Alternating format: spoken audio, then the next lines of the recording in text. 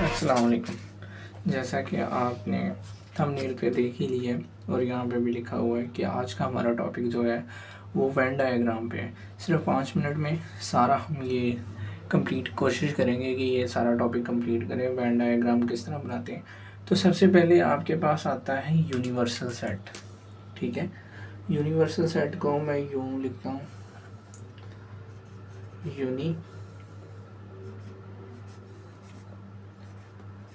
Universal set. ठीक है, universal set को हम कैपिटल यू से रिप्रेजेंट करते हैं, इतना तो आपको पता होगा। ठीक है, इसको हम यू से रिप्रेजेंट करते हैं। अब बात आ जाती है हमारे पास कि इस वेन डायग्राम में हम किस तरह रिप्रेजेंट करते हैं। ठीक है, तो यूनिवर्सल सेट को वेन डायग्राम में रिप्रेजेंट करने के लिए हम ये इस तरह स्क्वायर शेप लेते हैं। ठीक है, जो कि यूनिवर्सल सेट को डिफाइन करता है। ठीक है, चले हम नेक्स्ट चलते हैं। कोई भी हमारे पास एक सेट है। अब मैं सेट ए ले लेता हूँ। मेरे पास सेट ए के अंदर एलिमेंट्स हैं 1 3 5 ले लेता हूँ। ठीक है, ये मेरे पास सेट है। और यूनिवर्सल सेट यू के अंदर मैं लिख लेता हूँ, मेरे पास 1 से लेकर इसके अंदर है 10 तक। ठीक है, 1 2 3 4 5 6 7 8 9 10। ठीक है, अब जो भी आपके पास यूनिवर्सल सेट के अलावा सेट हो गए उसे वेन डायग्राम में किस तरह रिप्रेजेंट करना है, आपने यूं सर्कल बना के उस सेट को रिप्रेजेंट करना है। ये होती है वेन डायग्राम। वेन डायग्राम में हम किस तरह रिप्रेजेंट करते हैं। वेन डायग्राम बेसिकली देखा जाए तो जियोमेट्रिकली रिप्रेजेंटेशंस ऑफ सेट्स होती है। ठीक है, हम सेट्स को जियोमेट्रिकली किस तरह रिप्रेजेंट करते हैं, ये मैथमेटिकली फॉर्म होती है और ये ज्योमेट्रिकली फॉर्म होती है। ठीक है, यूनिवर्सल सेट को रिप्रेजेंट करना हो गया। ठीक है, फिर उसके बाद कि कोई दूसरा सेट है उसको किस तरह रिप्रेजेंट करना है। ठीक है, ए है, एक और सेट ले ले, हम यहाँ पे बी सेट ले लेते हैं। ये बी सेट आ गया। अब मैं बी के एलिमेंट्स सपोज कर लेता हूँ। मेरे पास जो बी सेट है वो मेरे पास है 4 5 6, ये मेरे पास बी सेट है। ठीक है, ये तो वैसे डायग्राम बनाई है ना मैंने। ठीक है, अब मैं इसको आपको बताता हूँ कि इसको कैसे हम आगे लेके चलेंगे, कैसे रिप्रेजेंट करेंगे। मैं यहाँ पे कुछ कंडीशंस ले लेता हूँ। मेरे पास ए यूनियन बी है। मैं ए यूनियन बी को वेन डायग्राम में किस तरह रिप्रेजेंट करूँगा, नंबर 1 ये चीज़। ठीक है, और नंबर 2 मेरे पास आएगा ए इंटरसेक्शन बी को मैं किस तरह रिप्रेजेंट करूँगा। ये मेरे पास 2 क्वेश्चन आते हैं। ठीक है, ए यूनियन बी को आप देखें, ए यूनियन बी का क्या मतलब है। वेन डायग्राम में इसको रिप्रेजेंट करना है। ये मेरे पास यू सेट आ गया। ठीक है, ये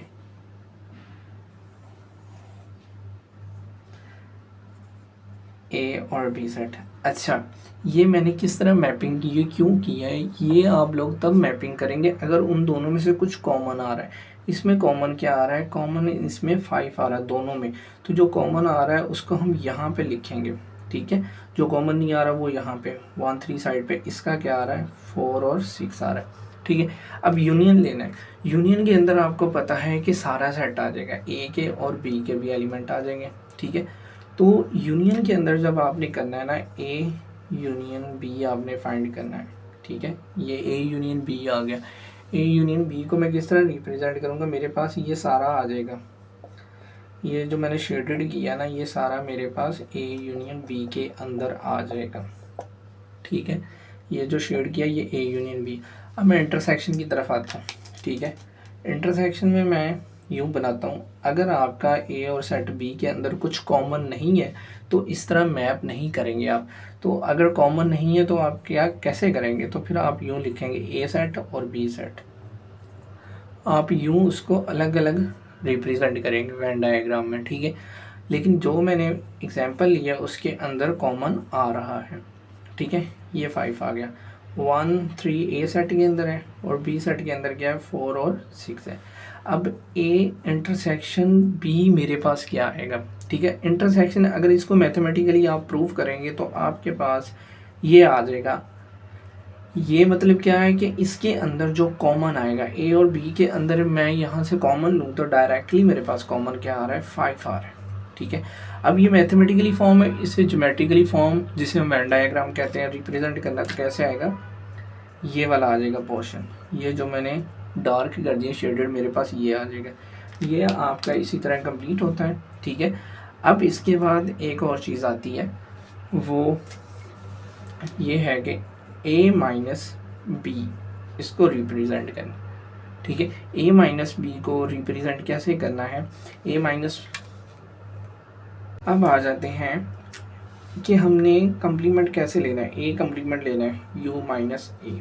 ठीक है। कंप्लीमेंट कैसे लेना है, कंप्लीमेंट अगर हम वैसे लें इसका मैथमेटिकली फॉर्म में लें तो 1 2 3 4 ये सोन 3 से 10 तक है, माइनस आ जाएगा ए वाला सेट, ए सेट क्या है मेरे पास, ये आ गया। ठीक है।